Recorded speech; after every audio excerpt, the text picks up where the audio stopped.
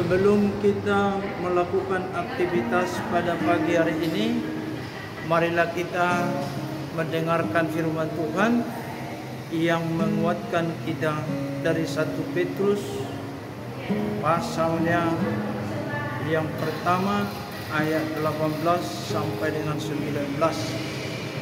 Sebab kamu tahu bahwa kamu telah ditebus dari cara hidupmu yang sia-sia yang kamu warisi dari nenek moyangmu. Itu bukan dengan barang yang fana, bukan pula dengan perak atau emas, melainkan dengan darah yang mahal, yaitu darah Kristus, yang sama seperti darah anak domba yang tak bernoda dan tak bercacat. Demikian firman Tuhan.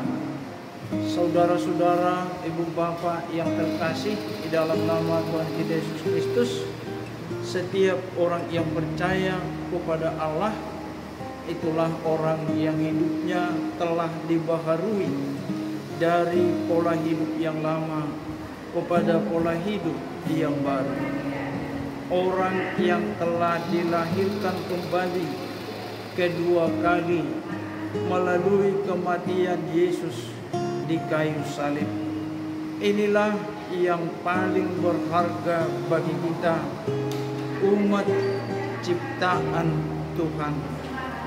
Dengan kasih setianya yang besar, Dia mau menyelamatkan kita. Dia mau menebus kita dari segala dosa kita. Dia mau mengampuni kita. Dia mau memberi jalan keselamatan kepada hidup yang baru. Dia melaksanakannya bukan karena emas dan perak, yang bukan juga karena kebaikan kita, agar tidak ada yang menyombongkan diri, agar tidak ada yang tinggi hati, tetapi sekali lagi semata-mata semuanya itu adalah karena anugerahnya saja. Ibu bapak yang terkasih di dalam nama Tuhan kita Yesus Kristus, dosa kita telah diampuni. Apa yang hendak kita perbuat ketika dosa kita telah diampuni? Kita dituntut untuk tetap waspada dan juga senantiasa menjaga kekudusan kita.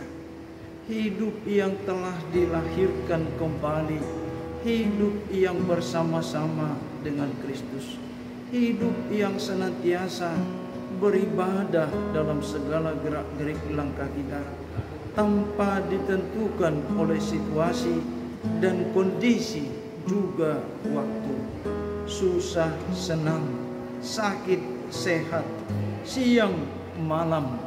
Di sepanjang perjalanan kita, di mana kita tinggal, di mana kita beraktivitas, di mana kita bekerja, selalu mengarah kehidupan yang beribadah.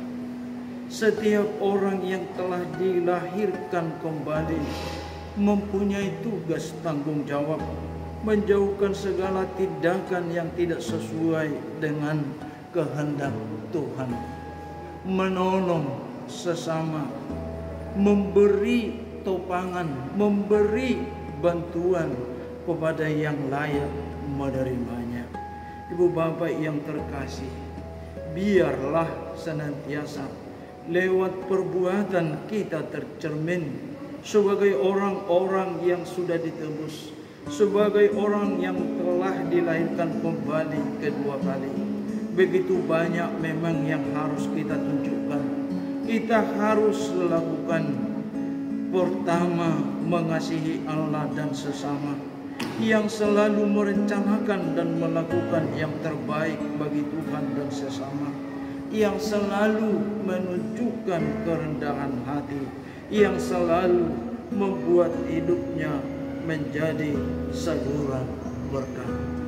Hidup kedua kali, hidup dalam kehidupan yang baru, yang hidup menyenangkan hati Tuhan, yang tidak terjerat oleh kenikmatan dunia ini. Sekali lagi, biarlah itu nyata di dalam kehidupan kita, tetap mengarah kepada hidup yang dilahirkan kembali, sehingga kita selayaknya memperoleh kehidupan yang kekal. Amin. Mari kita berdoa. Terima kasih Tuhan atas sapaan firman-Mu pada pagi hari ini. Biarlah senantiasa firman-Mu yang menerangi hati dan pikiran kami. Ketika kami mau beraktivitas, biarlah tuntunan Roh-Mu yang selalu mengarahkan hati dan pikiran kami, sehingga dimanapun kami hadir, dimanapun kami beraktivitas, tercermin orang yang setia mengikuti-Mu, orang yang telah dilahirkan kembali, orang yang hidup di dalam hidup baru, meninggalkan hidup yang lama. Berkati kami Tuhan, setiap orang yang mengikuti-Mu. Biarlah di dalam hidup kami Tuhan jumpai hidup yang selalu menyaksikan kebenaran. Berkati kami juga Tuhan, setiap orang yang mempercayai-Mu, yang menjadi menggantungkan diri hidup kepada Tuhan saja, dimanapun kami berada, dimanapun kami beraktivitas. Di dalam nama Yesus Kristus kami berdoa dan mengucap syukur. Terima kasih Tuhan. Amin.